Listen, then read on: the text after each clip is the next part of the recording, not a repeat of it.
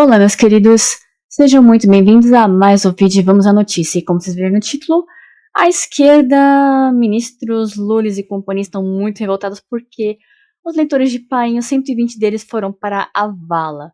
E sim, há informações oficiais de que todos eles eram criminosos, mexiam com drogas ou tinham alguma passagem pela polícia. Então, quem tem passagem pela polícia, santinho ou anjinho é que não é, meus caros? Então, vamos a mais detalhes agora comigo nesse vídeo aqui.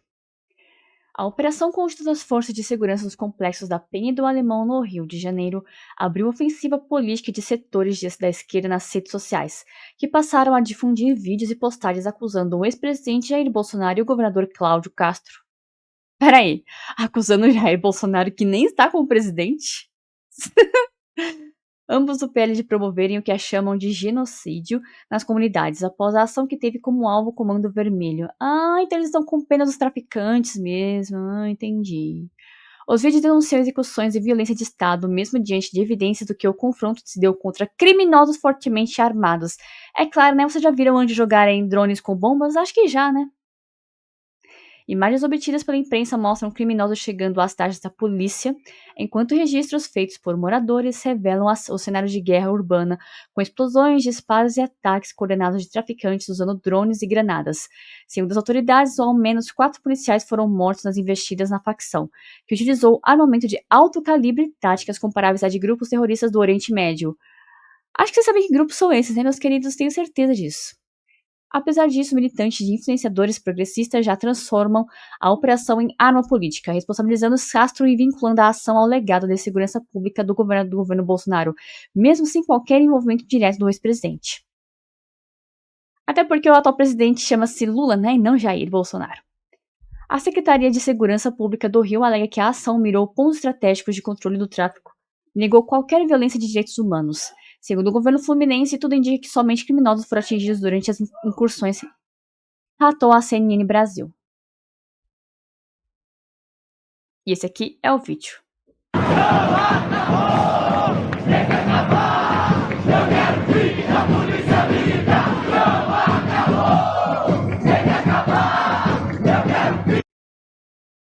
Deixa os traficantes irem lá fazerem pum-pum-pum na cabeça de vocês, deixe.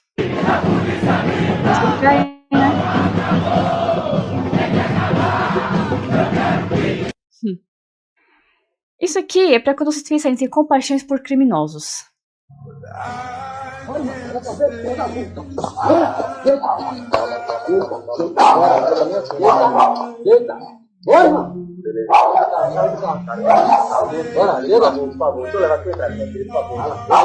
Tá sendo roubado. E quando ele viu que os caras queriam levar o carro dele, ele apenas pediu pra poder tirar a filha dele, e os criminosos não deixaram.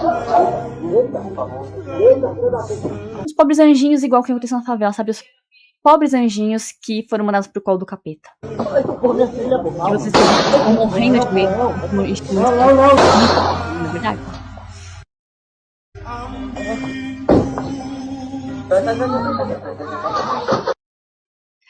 Sim, graças a Deus esse homem aqui ficou bem, mas o trauma na cabeça da filha vai ficar com certeza para sempre. Durante a prisão do próprio filho em uma operação no Rio de Janeiro, uma mãe desabafou e rejeitou a narrativa de que ele seria vítima da sociedade. Ao falar com a imprensa, ela afirmou que as consequências enfrentadas são resultado das escolhas pessoais dele. Você não é vítima da sociedade, você é vítima das suas escolhas, disse. Você tem pai, mãe, te dei tudo, você não é vítima da sociedade, eu nunca me envolvi com traficante, nunca usei droga, lamentou. Quem dera se todas as mães fossem assim, né? Mas, infelizmente, às vezes acontece esse tipo de coisa. Nenhuma mãe merece isso. Eu acabei de falar pra ele. Nenhuma mãe merece isso. Pra ele aproveitar a oportunidade que ele tá tendo na vida. Eu não sei lidar com isso, Arthur. Eu nunca entrei numa penitenciária na minha vida. Eu nunca me envolvi com vagabundo. Você não é vítima de sociedade, você é vítima das suas escolhas. Você não é vítima de sociedade, você tem pai, você tem mãe, uma família decente. Você tem sim! Imagina a dor dessa mãe, gente. Imagina a dor dessa mãe. Você tem sim! Você tem sim! Você tem uma mãe de trabalho, igual uma safada dentro da tudo! E você... Autoriza, Dona Joana, divulgar as imagens? Autorizo. A imagem que foi feita dentro da delegacia? Sim, autorizo. Fala sobre seu filho, o que aconteceu hoje? Arthur sempre foi um filho mais querido, mais amado, que eu dei tudo. Eu acho que eu errei assim, por um pouco de falta de amor, me desculpa. Não? Eu acho que eu errei assim por excesso de amor. Eu acho que eu por eu trabalhar muito, eu acho que ele sentiu falta disso. Mas o meu desespero, quando eu entrei na delegacia, foi uma decepção gigantesca, porque o Arthur não é vítima da sociedade. O Arthur tem pai, o Arthur tem mãe. Eu nunca me envolvi com traficante, eu nunca usei drogas. Todas as escolhas são dele. Eu tentei por várias vezes salvar ele para evitar que isso acontecesse. Hoje ele está vivo, né, tendo a oportunidade de se regenerar, de ser uma pessoa melhor. Né? Meu coração está exprimido, eu estou muito decepcionada. Mas ele não é vítima da sociedade, nunca faltou nada pra ele. Tudo o que aconteceu com ele foram escolhas. Ele foi um filho que eu desejei, um filho amado.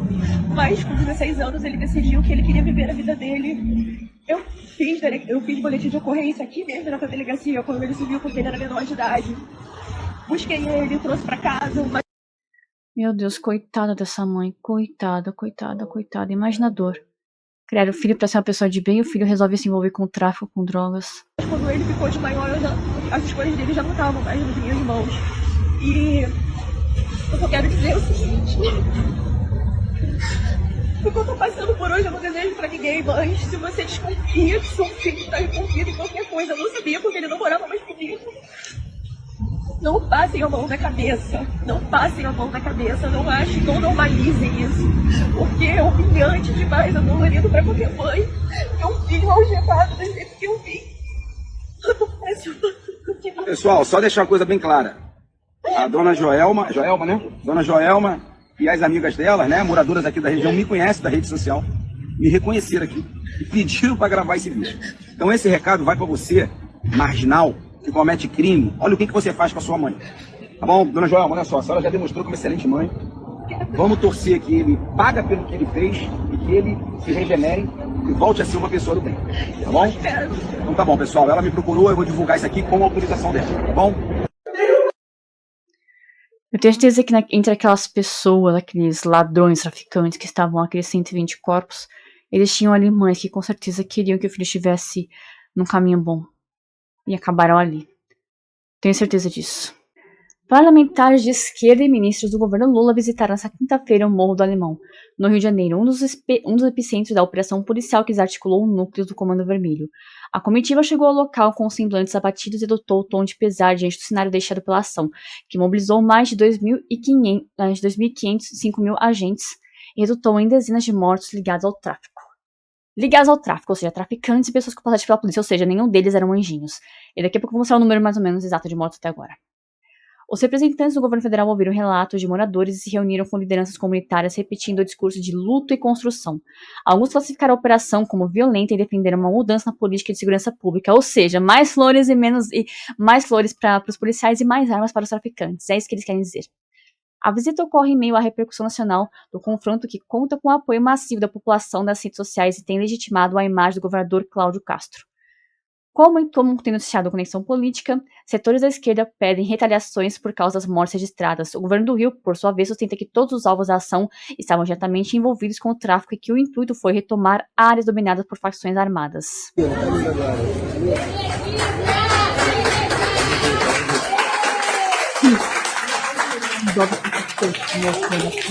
Uma coisa dessa.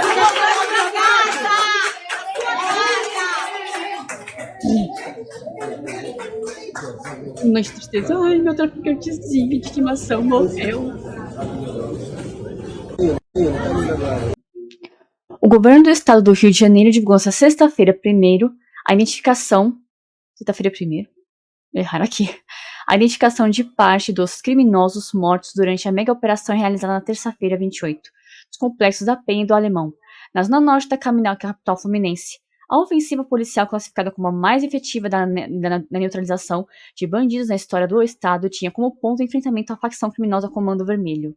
De acordo com as forças de segurança, 99 nomes já foram identificados. Entre eles, 78 tinham antecedentes criminais e 42 estavam com mandados de prisão em aberto no momento da ação. Ou seja, nenhum deles eram filhinhos de papai ou queridinhos, eram todos bandidos. A operação teve como alvo lideranças da facção com atuação interestadual, incluindo chefes do tráfico em diversas regiões do país. A lista divulgada inclui PP, apontado como chefe do tráfico no estado do Pará, Chico Rato e Gringo, identificados como líderes em Manaus, Mazola, chefe do tráfico em Feira de Santana. DG e FB, com atuação na Bahia. Fernando Henrique dos Santos, chefe do tráfico em Goiás. Rodinha. Liderança do tráfico em Goiânia. Errusto identificado como responsável pela atuação da facção em Vitória. O secretário da Polícia Civil no Rio de Janeiro, Felipe Cury, afirmou que os complexos APEM do alemão funcionam como centros operacionais da organização. Dessas comunidades partem todas as ordens e diretrizes para os estados onde o Comando Vermelho tem atuação, declarou. A Secretaria de Segurança Pública, CESP, informou que a operação foi conduzida com base em investigações da Delegacia de Repressão e Entorpecentes e contou com a participação de cerca de 2.500 agentes da Polícia Civil e Militar. O intuito era cumprir 100 mandados de prisão e conter a expansão territorial da facção, que tem ampliado sua presença em estados como Pará, Amazonas, Bahia, Goiás e Espírito Santo. Segundo a polícia, a lista de identificados será atualizada conforme avançarem os procedimentos no Instituto Médico Legal. Os governadores Ronaldo Caiado, Tarcísio de Freitas, Romeu Zema, Jorginho Melo, Eduardo Riedel e Cláudio Castro se reuniram nesta quinta-feira, 31, ou seja, hoje, para discutir a escalada da violência e o avanço das organizações criminosas de caráter terrorista, como o Comando Vermelho no Rio de Janeiro e em outras regiões do país. A reunião realizada no Rio teve como ponto crise da segurança pública e a necessidade de atuação coordenada entre os estados, diante do que os governadores classificaram como uma omissão do governo federal e falta de efetividade na comunicação institucional. O grupo defendeu que a União precisa assumir responsabilidade diante da ameaça nacional representada pelas facções armadas. Durante o encontro, os governadores mencionaram a gravidade do arreduto fluminense, que tem exposto o poder bélico e as táticas de guerras adotadas por criminosos, incluindo o uso de drones, explosivos e fuzis de alto calibre, práticas típicas de terrorismo urbano. Segundo os participantes, o caso do Rio de Janeiro é um problema que já atinge o país inteiro, como ramificações nas fronteiras e nas principais capitais. Os líderes listaram alinhamento no fortalecimento das forças estaduais, na integração entre as polícias e no endurecimento das leis penais. Também cobraram ao governo federal um plano nacional efetivo contra o crime organizado, afirmando que o atual modelo de comunicação e cooperação é insuficiente, lento e politizado. Agora vamos escutar palavras deles. Se vocês precisarem, contem com Santa Catarina. Me solidarizando com você, nos colocando à disposição para apoiar no que for necessário. Quero dar os parabéns a todos que participaram dessa operação, que eu tenho certeza foi muito bem planejada pelos resultados obtidos. Toda a minha solidariedade, todo o meu apoio à operação que foi realizada com muita excelência. Então, quero deixar aqui esse registro, governador Cláudio, falar que você pode contar com a nossa solidariedade. Parabéns, Cláudio Castro. Você sabe que você deu um exemplo para o país hoje. Você reativou esse sentimento e a população está lhe aplaudindo neste momento. Tudo que vocês precisarem. Isso aqui sim é uma mãe de verdade. Se foi dessa forma que Deus achou para barrar ele, para parar, para que ele não tirasse vida de pai e de família, amém. Se foi a melhor maneira para Deus assim, para mim tá bom. O relato é de uma mãe que perdeu o filho durante uma operação policial, mas que, diferente de muitos casos, escolheu não culpar os agentes pela morte. Com a voz embargada, ela afirmou que nunca incentivou o envolvimento do filho com o crime. Eu não dei droga pro meu filho, não fui eu que ensinei meu filho a usar droga, disse. Questionada se condenava a ação da polícia, respondeu que jamais faria isso. Ele é um trabalhador igual eu, igual você, igual todos. Ele estava fazendo o trabalho dele, né? Não condeno de jeito nenhum, entendeu? Sai desse mundo do crime porque não vale a pena. Acreditado que falar que o crime não compensa, o crime não compensa. Eu sou prova viva disso, que o crime não compensa. A mãe aproveitou para fazer um apelo às outras famílias e jovens. Então sai dessa vida, a família não tem culpa. Eu nunca coloquei uma arma na mão do meu filho e mandei ele não roubar ninguém. O meu filho nunca precisou roubar para comer e para se vestir. Eu sempre trabalhei, sempre dei. Não o melhor, porque eu não pude dar. O depoimento é de uma mãe que perdeu um dos filhos para o mundo do crime. Eu não dei droga pro meu filho, não fui eu que ensinei meu filho a usar droga. Perguntado se ela condenava a ação policial, a resposta foi surpreendente. Ele é um trabalhador, igual eu, igual você, igual todos. Ele estava fazendo o trabalho dele, né? Não condeno de jeito nenhum, entendeu? Sai desse mundo do crime, porque não vale a pena. Aquele ditado que fala, o crime não compensa. O crime não compensa. Eu sou prova viva disso, que o crime não compensa. Então saia dessa vida. A família não tem culpa. Eu nunca coloquei uma arma na mão do meu filho e mandei ele roubar ninguém. O meu filho nunca precisou roubar para comer e para se vestir. Que eu sempre trabalhei, sempre dei, não o melhor, porque eu não pude dar. Eu sou empregada doméstica, eu ganho pouco. Se foi dessa forma que Deus achou para barrar ele, para parar, para que ele não tirasse vida de pai de família, amém. E se foi a melhor maneira para Deus assim, para mim tá bom. Essa foi uma mãe de verdade. E não foi culpa dela por ter se metido no caminho que se meteu. E aqui é a última matéria. A pesquisa Atlas Intel divulgada nesta sexta-feira, 31, indica que a maioria dos moradores de favelas da cidade do Rio de Janeiro aprova a mega operação policial realizada nos complexos da Penha e do Alemão, na terça-feira 28. De acordo com o levantamento, 88% dos moradores dessas regiões se manifestaram favoravelmente à ação conduzida pelas polícias civil e militar do Estado. O estudo, conduzido entre os dias 29 e 30 de outubro, aponta também que em todo o país 55,2% dos brasileiros disseram apoiar a operação, enquanto 42,3% se declararam contrários e 2,5% não opinaram. A pesquisa contou com duas amostras distintas, uma de 1.527 entrevistados na cidade do Rio de Janeiro e outra de 1.089 entrevistados a nível nacional. A margem de erro estimada é de 3 pontos percentuais, com intervalo de confiança de 95%. A ofensiva policial tinha o roteiro de capturar Edgar Alves de Andrade, conhecido como Doca, apontado como liderança do Comando Vermelho no Complexo Alemão. Apesar da mobilização de 2.500 agentes, o alvo principal não foi localizado e segue foragido. A operação resultou na apreensão de 93 fuzis e na morte de 121 pessoas.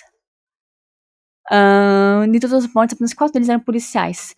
Todos os outros eram traficantes ou estavam envolvidos com drogas, na venda de drogas para ser mais específico, tá? Incluindo 4 policiais. O apoio à ação policial foi mais elevado entre os moradores de favelas de todo o Brasil, atingindo 81%. Ou seja, se os próprios moradores da favela são contra, você que não sai do seu sofá e que fica o dia todo no celular, você acha que pode ser a favor disso? Logo você, que nunca esteve numa favela?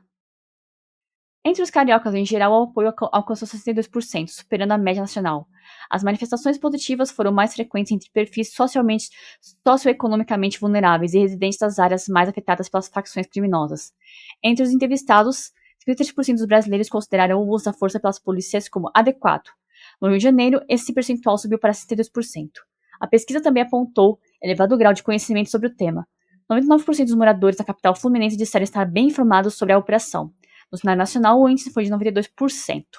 Quando questionado sobre a segurança pública, 56% dos brasileiros defenderam a realização de novas operações semelhantes. Entre os cariocas, o número subiu para 62%.